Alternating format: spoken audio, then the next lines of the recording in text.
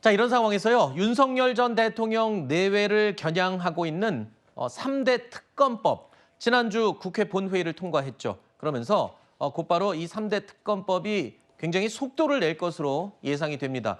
오늘 내란 혐의 재판에 출석한 윤 전 대통령의 모습. 자, 대선 이후에 처음으로 지금 공개석상의 모습을 드러낸 건데요. 오늘 모습 함께 보시죠.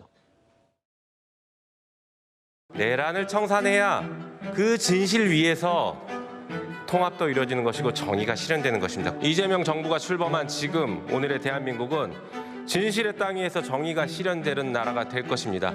여전히 일방적으로 과거의 독소 조항들이 그대로 있는 상태에서 표결이 시도가 되고 처리가 되었습니다. 수백억이 들어요. 수백억이 쓸 필요 없다고 생각합니다. 거부권 행사했던 특검 출범 앞두고 있는데 어떤 입장이십니까? 지난주 국회 본회의를 동시에 통과한 3대 특검법.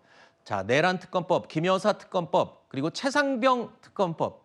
자, 이 세 가지 의혹들의 진상 규명을 위한 3대 특검법이 추진이 된 겁니다. 특검 추천, 임명이 지체 없이 이루어질 것으로 예상이 되는데 이 경우에 이르면 이달 말에서 다음 주 초쯤이면 특검 출범도 예상이 됩니다.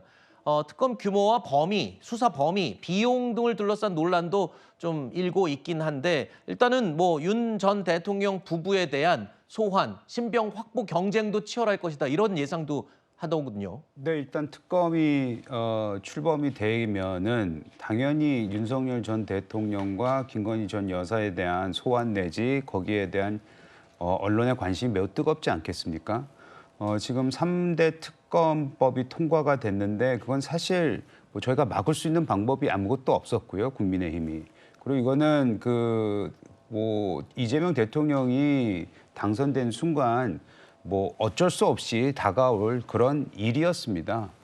다만 우리가 우려하는 것은 뭐냐면은 지난 박근혜 전 대통령의 그 탄핵 이후에 있었던 소위 말하는 그 정적을 다 없애는 그런 활동들이 매우 활발하게 이루어졌잖아요.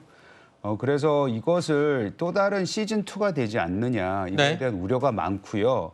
지금 처음에 이재명 대통령이 출범을 해서 인사라든지 아니면 경제의 중심을 두고 있는 메시지는 매우 좋아 보이는데 불과 며칠 지나지 않아서 이런 내란 특검뿐만 아니고 그다음에 여러 가지 있는 그 후속 조치에 대한 우려들은 이제 슬슬 나오고 있기 때문에 이거는 좀 지켜봐야 되긴 하겠습니다만은 소위 말하는 정적 없애기 시즌2가 되지 않기를 기대하고 있습니다.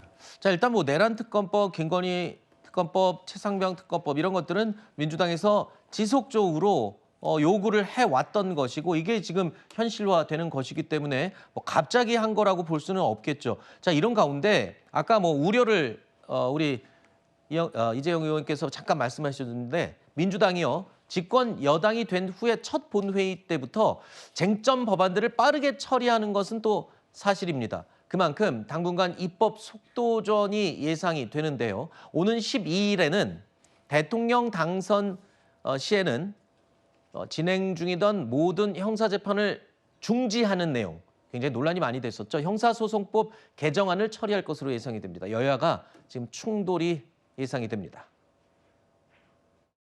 대통령께서는 6월 18일로 예정된 공직선거법 위반 혐의 재판과 다음 달로 예정된 불법 대북송금 재판을 받을 의지가 있으십니까? 민주당이 지금 추진하고 있는 대통령 당선 시 진행 중인 형사재판을 정지하도록 하는 형사소송법, 지금의 대통령 개인을 위한 법입니까? 아닙니까? 대통령의 기존 형사재판은 중단된다는 것이 헌법 정신이고 압도적인 헌법학계의 다수설입니다. 법사위를 통과한 형소법 개정안은 헌법과 형소법의 규정을 보다 명확하게 하려는 것으로 대통령 불소추 특권의 취지에도 정확히 부합합니다.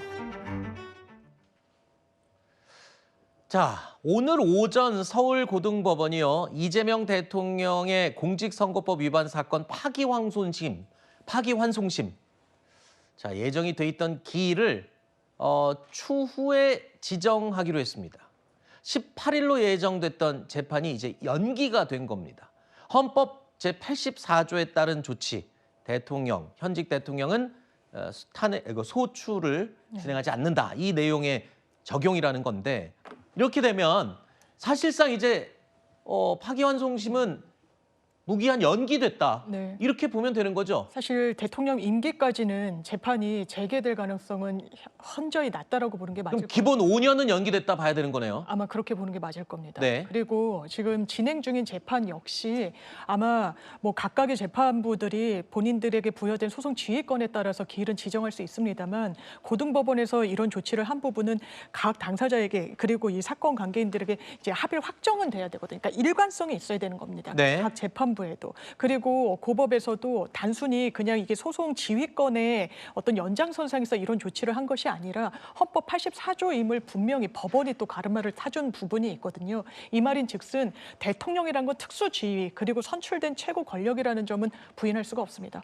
헌재에서도 그 지위의 특수성에 대해서는 인정을 한 바가 있고 때문에 국정 안정을 위해서 그리고 또 헌법 84조에서 대통령이 아주 특수한 경우 내란 외환해제를 저지르지 않은 이상 소추되지 않는다. 소추라는 건 기소 플러스 이 기소에 수반되는 공소유지 행위까지를 포괄하는 개념이 좀 일치된 의견이기 네. 때문에 이런 부분에 대해서 사실상 모든 재판은 중지되는 방향으로 가는 것이 맞고 이게 프랑스 시라크 대통령 마찬가지였거든요. 네. 이런 해외의 사례를 좀 참조하더라도 좀 당연한 결론이 나온 것이라고 생각합니다. 지금 말씀대로라면은 나머지 진행 중인 재판도 다 일단 기본 5년 동안은 중지가 될 가능성이 매우 높은 거의 사실상 중지된 건데 근데 오는 12일 날 형사소송법 개정안을 또 야당이 통과를 한다?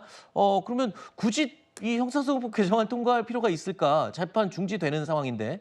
재판 중지가 가능성이 높다와 아예 모든 재판이 중지된다는 차이가 있을 거예요. 네.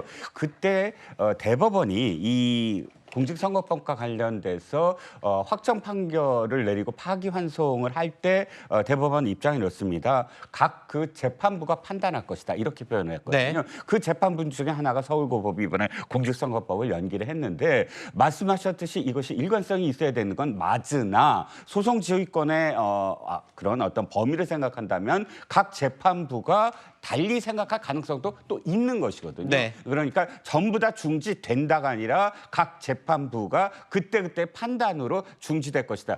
혹 어떤 재판부가 우리는 형사소송법 헌재 84조에 이렇게 이해한다라고 뭐 계속 재판을 할 가능성도 전 있다고 보거든요. 네네. 그렇다면 그 가능성에 대해서 민주당이 대응할 것은 확실하게 매조직 그러니까 완전히 끝을 내야만 안심을 할 수 있다. 이렇게 판단할 수밖에 없다고 생각합니다. 알겠습니다.